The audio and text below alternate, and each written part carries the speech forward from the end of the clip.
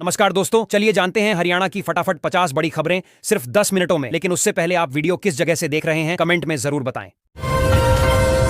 हरियाणा में बीपीएल परिवार की महिलाओं के लिए खास सुविधा उपलब्ध कराई जा रही है। इच्छुक महिलाओं को 28 फरवरी तक आवेदन करना होगा। सरकार ने कहा है कि इस योजना से महिलाओं को आर्थिक और सामाजिक मदद मिलेगी, साथ ही उनकी सशक्तिकरण और जीवन स्तर में सुधार होगा। हरियाणा सरकार ने होली के अवसर पर यात्रियों की सुविधा के लिए 7 जोड़ी स्पेशल ट्रेनें चलाने की घोषणा की है। ये ट्रेनें भीड़ और टिकट की परेशानी कम करेंगी। यात्रियों को बेहतर कनेक्टिविटी और आरामदायक यात्रा सुविधा मिलेगी, जिससे त्योहार के समय घर जाने की यात्रा आसान होगी। अमेरिका ने आयातित चावल पर टैरिफ 50% से घटाकर 18% कर दिया है। इससे हरियाणा के चावल निर्यातकों को बड़ा फायदा मिलने की संभावना है। निर्यात लागत कम होने से किसानों और व्यापारी वर्ग को अमेरिकी बाजार में प्रतिस्पर्धात्मक लाभ मिलेगा और व्यापार बढ़ने की उम्मीद है। हरियाणा में 70,000 बुजुर्गों को राहत दी गई है। मुख्यमंत्री नायब सैनी के फैसले के तहत रुकी पेंशन फिलहाल जारी कर दी गई है। इससे वरिष्ठ नागरिकों को आर्थिक सहारा मिलेगा और उनकी दैनिक जरूरतों में मदद मिलेगी। हरियाणा के सोनीपत में प्रशासन ने अवैध कॉलोनियों के खिलाफ बड़ा एक्शन लिया। 25 एकड़ जमीन पर बुलडोजर चलाकर अतिक्रमण हटाया गया। इस कार्रवाई से कॉलोनियों में हड़कंप मच गया। अधिकारियों ने कहा कि कानून के उल्लंघन पर किसी को भी छूट नहीं दी जाएगी और शहर में नियमित निगरानी जारी है। हरियाणा सरकार ने गरीब छात्रों की फीस प्रतिपूर्ति के लिए चिराग योजना का पोर्टल फिर से खोल दिया है। इस अवसर से 171 प्राइवेट स्कूलों को शामिल होने का मौका मिला है। अधिकारियों का कहना है कि इससे आर्थिक रूप से कमजोर छात्रों को शिक्षा जारी रखने में मदद मिलेगी और स्कूलों की दाखिला प्रक्रिया सुचारू रूप से चलती रहेगी। हरियाणा सरकार किसानों के कल्याण के लिए विभिन्न योजनाओं को गंभीरता से लागू कर रही है। मुख्यमंत्री ने सुनिश्चित किया है कि सब्सिडी, सिंचाई, बीज और फसल बीमा जैसी योजनाओं का लाभ सीधे किसानों तक पहुंचे। कृषि मॉडर्नाइजेशन और आय वृद्धि पर विशेष जोर दिया जा रहा है। सोनीपत नगर परिषद ने 41 करोड़ रुपए का वार्षिक बजट पारित किया है। यह बजट शहर के बुनियादी ढांचे, सड़क सुधार, जल आपूर्ति और स्वच्छता परियोजनाओं पर खर्च होगा। अधिकारियों का कहना है कि इससे शहर के विकास और नागरिकों की जीवन गुणवत्ता में सुधार आएगा। हरियाणा सरकार ने मुख्यमंत्री शहरी आवास योजना 2026 के तहत 5 शहरों में फ्लैट बुकिंग की शुरुआत कर दी है। योजना का उद्देश्य मध्य और निम्न आय वर्ग के परिवारों को किफायती आवास उपलब्ध कराना है। फ्लैट्स में आधुनिक सुविधाएं और सुगम जीवन शैली सुनिश्चित की जाएगी, जिससे शहरी विकास और आवास सुरक्षा को बढ़ावा मिलेगा। हरियाणा में कुछ टीचर्स का मानदेय बढ़ाकर अब उन्हें 1,525 रुपये अतिरिक्त मिलेगा। सरकार ने इस संबंध में आदेश जारी कर दिए हैं। यह वृद्ध शिक्षकों की आय सुधारने और उनके पेशेवर योगदान को प्रोत्साहित करने के उद्देश्य से की गई है। हरियाणा के किसानों के लिए व्यापार के नए दरवाजे खुल गए हैं। अब प्रदेश के फल और सब्जियां यूरोप के बाजारों तक पहुंचेंगी। सरकार ने गुणवत्ता सुधार, आधुनिक पैकेजिंग और उत्पादन क्षमता बढ़ाने पर जोर दिया है, ताकि निर्यात बढ़े और किसानों की आय में उल्लेखनीय वृद्धि हो।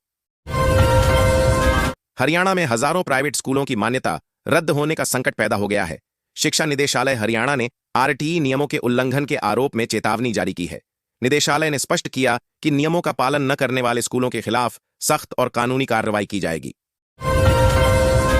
हरियाणा में सोलर पैनल लगाने वाले उपभोक्ताओं को अब सस्ती बिजली का लाभ मिलेगा। राज्य सरकार सोलर संयंत्र स्थापित करने पर आर्थिक सहायता देगी।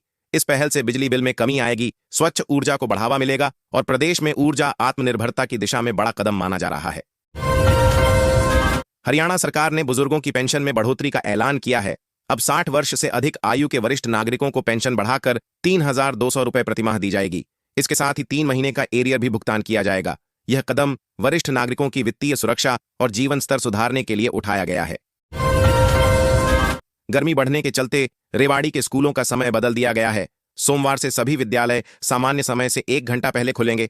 अधिकारियों ने कहा कि इस बदलाव से छात्रों को गर्मी से राहत मिलेगी और पढ़ाई पर असर कम होगा। अभिभावकों से भी समय का ध्यान रखने का आग्रह किया गया है। हरियाणा सरकार ने राज्य की बस्तियों में फैली सीवरेज समस्याओं को दूर करने के लिए अधिकारियों को कड़ा निर्देश दिया है। अधिकारियों ने कहा कि नालियों की सफाई और अपग्रेडेशन सुनिश्चित की जाए, ताकि जलजमाव और स्वास्थ्य समस्याओं से जनता को राहत मिले। स्थानीय प्रशासन को कार्य तेजी से पूरा करने के लिए जिम्मेदार ठहराया गया है। दिल्ली से अंबाला तक नई रेल लाइन बिछाने की योजना की घोषणा की गई है। इस परियोजना से हरियाणा के 5 जिलों को सीधा लाभ होगा। अधिकारियों के अनुसार नई लाइन से यातायात सुगम होगा, परिवहन समय घटेगा और क्षेत्र के आर्थिक विकास को मिलेगी बढ़ावा। यमुनानगर में 5 दोषियों को सरकारी कार्यालय में घुसकर वन रक्षक से मारपीट करने के आरोप में 3-3 साल कैद की सजा सुनाई गई है। अदालत ने स्पष्ट किया कि सरकारी कर्मचारियों पर हमला कानून के तहत गंभीर अपराध है और इसे बर्दाश्त नहीं किया जाएगा। हरियाणा के कोटला झील में प्रवासी पक्षियों के अवैध शिकार के मामले में पुलिस ने 4 आरोपियों को गिरफ्तार किया है। आरोपियों के पास शिकार के उपकरण और मारे गए पक्षियों के अवशेष भी बरामद किए गए हैं। पुलिस ने कहा कि मामले की आगे की जांच जारी है। धार में मत्स्य पालकों के लिए जलीय कृषि बीमा जागरूकता कार्यक्रम सफलतापूर्वक संपन्न हुआ। कार्यक्रम में किसानों को बीमा योजनाओं, उनके लाभ और दावा प्रक्रिया के बारे में जानकारी दी गई। अधिकारियों ने कहा कि इसका उद्देश्य मत्स्य पालन को सुरक्षित बनाना और किसानों की आय में स्थिरता लाना है। हरियाणा में महिला सशक्तिकरण और जल प्रबंधन पर श्रुति चौधरी ने महत्वपूर्ण बातें कही हैं। उन्होंने बताया कि महिलाओं को जल संरक्षण, स्वच्छता और स्मार्ट सिंचाई तकनीक में प्रशिक्षित करना जरूरी है। उनका कहना है कि महिला सशक्तिकरण और जल प्रबंधन दोनों राज्य के सतत विकास के लिए अहम हैं। हरियाणा में खेल नर्सरी योजना के तहत इच्छुक छात्रों और अभिभावकों के लिए आवेदन प्रक्रिया जारी है। आवेदन की अंतिम तिथि 15 फरवरी 2026 निर्धारित की गई है। योजना का उद्देश्य बच्चों में खेल के प्रति रुचि बढ़ाना और उन्हें खेल प्रशिक्षण के माध्यम से फिटनेस और करियर के अवसर प्रदान करना है। गुरुग्राम की सड़कों को बेहतर और सुरक्षित बनाने के लिए जीएमडीए ने लेन मार्किंग का काम शुरू करने की तैयारी में टेंडर प्रक्रिया आरंभ कर दी है। इस पहल से यातायात की स्पष्टता बढ़ेगी और ड्राइविंग सुरक्षित होगी। शहरवासियों को व्यवस्थित रोड नेटवर्क और दुर्घटना जोखिम कम होने की उम्मीद है। गुरुग्राम में फर्जी अलॉटमेंट लेटर के जरिए 500 गज प्लॉट की डील का बड़ा मामला सामने आया है। करीब 3.40 करोड़ रुपए के घोटाले में डीईटीसी को गिरफ्तार किया गया है। आरोप है कि फर्जी दस्तावेज तैयार कर सोसाइटी में प्लॉट अलॉट दिखाया गया। पुलिस मामले की गहन जांच कर रही है। हरियाणा कर्मचारियों को लेकर हाईकोर्ट ने बड़ा फैसला सुनाया है। अदालत ने नियमितीकरण को लेकर हरियाणा सरकार को अहम निर्देश दिए हैं।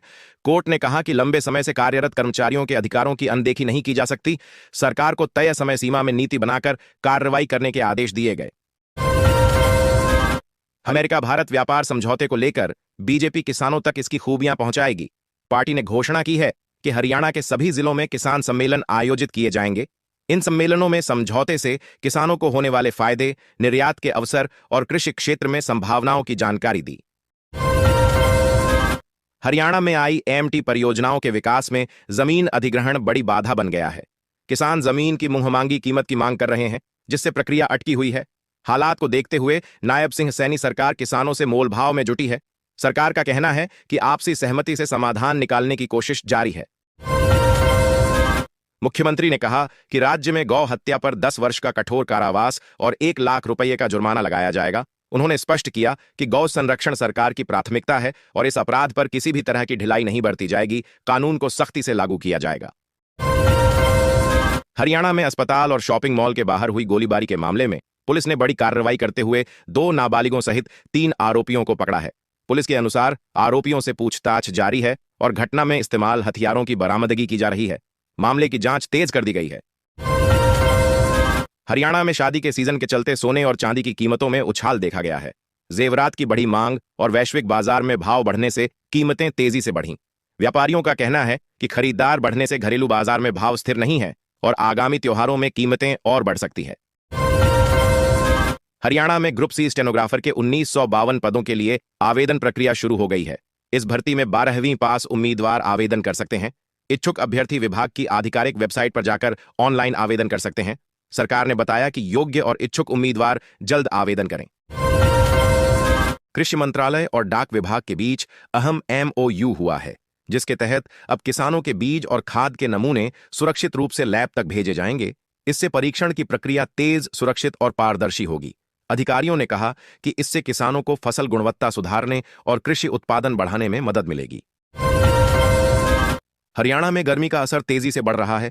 मौसम विभाग ने किसानों को सावधानी बरतने, फसल की सिंचाई समय पर करने और सूरज के सीधे संपर्क से बचने की सलाह दी है। अधिकारियों ने कहा कि गर्मी के कारण फसल और पशुधन दोनों प्रभावित हो सकते हैं।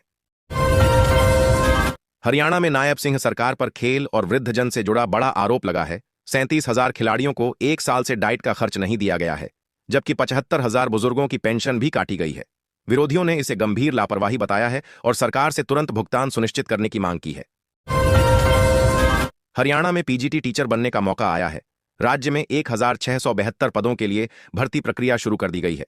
इच्छुक और योग्य उम्मीदवार विभाग की आधिकारिक वेबसाइट पर जाकर ऑनलाइन आवेदन कर सकते हैं। अधिकारियों ने कहा कि अंतिम तिथि तक आवेदन करना अनिवार्य है और चयन योग्यताओं के आधार पर किया जाएगा। हरियाणा सरकार ने शिक्षकों के तबादलों पर फिलहाल रोक लगा दी है। प्रशासन ने इसे अस्थायी कदम बताया है ताकि ट्रांसफर प्रक्रिया की समीक्षा की जा सके और उचित पदों का बंटवारा सुनिश्चित किया जा सके। इससे शिक्षकों की परेशानियों में कमी आएगी। हरियाणा में हर किसान परिवार पर औसतन 1.83 लाख रुपए का कर्ज है। इस पर चिंता जताते हुए विपक्षी नेताओं ने कहा कि भाजपा सरकार की नीतियों ने किसानों की आर्थिक स्थिति और मुश्किल कर दी है। किसान कर्ज माफी और बेहतर समर्थन की मांग कर रहे हैं। हरियाणा सरकार ने भावांतर भरपाई योजना का विस्तार कर किसानों को राहत देने का निर्णय लिया है। अब अधिक फसलों और जिलों को योजना में शामिल किया गया है। इससे उपज का सही मूल्य न मिलने पर किसानों को वित्तीय सहायता मिलेगी। भारतीय राष्ट्रीय कांग्रेस ने हरियाणा सरकार की रोजगार नीतियों को युवा विरोधी बताया है। पार्टी ने आरोप लगाया कि युवाओं को पर्याप्त अवसर नहीं मिल रहे। कांग्रेस ने 17 तारीख को हरियाणा लोक सेवा आयोग कार्यालय के बाहर प्रदर्शन करने की घोषणा की है। यमुनानगर में खैर तस्करों का आतंक देखने को मिला। जब वन विभाग के दरोगा को वाहन से कुचलने की कोशिश की गई, टीम ने करीब 15 किलोमीटर तक पीछा कर आरोपियों को दबोच लिया। घटना के बाद वन विभाग ने सख्त कार्रवाई करते हुए जांच शुरू कर दी है। हरियाणा के किसानों पर कर्ज का बोझ बढ़ता जा रहा है। विशेषज्ञों का कहना है कि सरकार की अप्रभावी नीतियां जैसे कृषि मूल्य समर्थन और कर्ज राहत योजनाओं में कमी इस संकट का मुख्य कारण है। इससे छोटे और मध्यम किसानों की आर्थिक स्थिति पर गंभीर असर पड़ रहा है। हरियाणा के खेड़ी बरकी गांव के किसान नरेश कुमार ने मंडियों में फसल के कम दाम मिलने से परेशान होकर अचार, मुरब्बा और चटनी का व्यवसाय शुरू किया। अब उनके पारंपरिक उत्पादों की मांग हरियाणा, पंजाब और राजस्थान में बढ़ रही है। सालाना कमाई 5 से 6 लाख रुपए तक पहुंच गई है। हरियाणा में ट्रांसफर ड्राइव के दौरान शिक्षकों की मुश्किलें बढ़ गई हैं। 8 जिलों में खुला एक भी पद नहीं मिला, जिससे हजारों शिक्षक अपने इच्छित स्थान पर ट्रांसफर नहीं हो पा रहे। प्रशासन ने अधिकारियों को जल्द समाधान निकालने के निर्देश दिए गए हैं। हरियाणा में किसानों को डिजिटल सुविधा देने के लिए एग्रीस्टैक वैनिटी वैन का शुभारंभ किया गया है। यह वैन गांवों में जाकर किसानों को फार्मर आईडी बनाने और कृषि संबंधी सेवाओं का लाभ दिलाएगी। अधिकारियों का कहना है कि इससे किसानों को सरकारी योजनाओं तक आसान पहुंच मिलेगी और डिजिटल लेन देन सरल होगा। हरियाणा में बीपीएल परिवार की महिलाओं के लिए खास सुविधा उपलब्ध कराई जा रही है। इच्छुक महिलाओं को 28 फरवरी तक आवेदन करना होगा। सरकार ने कहा है कि इस योजना से महिलाओं को आर्थिक और सामाजिक मदद मिलेगी, साथ ही उनकी सशक्तिकरण और जीवन स्तर में सुधार होगा। हरियाणा सरकार ने होली के अवसर पर यात्रियों की सुविधा के लिए 7 जोड़ी स्पेशल ट्रेनें चलाने की घोषणा की है। ये ट्रेनें भीड़ और टिकट की परेशानी कम करेंगी। यात्रियों को बेहतर कनेक्टिविटी और आरामदायक यात्रा सुविधा मिलेगी, जिससे त्योहार के समय घर जाने की यात्रा आसान होगी। अमेरिका ने आयातित चावल पर टैरिफ 50% से घटाकर 18% कर दिया है। इससे हरियाणा के चावल निर्यातकों को बड़ा फायदा मिलने की संभावना है। निर्यात लागत कम होने से किसानों और व्यापारी वर्ग को अमेरिकी बाजार में प्रतिस्पर्धात्मक लाभ मिलेगा और व्यापार बढ़ने की उम्मीद है। हरियाणा में 70,000 बुजुर्गों को राहत दी गई है। मुख्यमंत्री नायब सैनी के फैसले के तहत रुकी पेंशन फिलहाल जारी कर दी गई है। इससे वरिष्ठ नागरिकों को आर्थिक सहारा मिलेगा और उनकी दैनिक जरूरतों में मदद मिलेगी। हरियाणा के सोनीपत में प्रशासन ने अवैध कॉलोनियों के खिलाफ बड़ा एक्शन लिया। 25 एकड़ जमीन पर बुलडोजर चलाकर अतिक्रमण हटाया गया। इस कार्रवाई से कॉलोनियों में हड़कंप मच गया। अधिकारियों ने कहा कि कानून के उल्लंघन पर किसी को भी छूट नहीं दी जाएगी और शहर में नियमित निगरानी जारी है।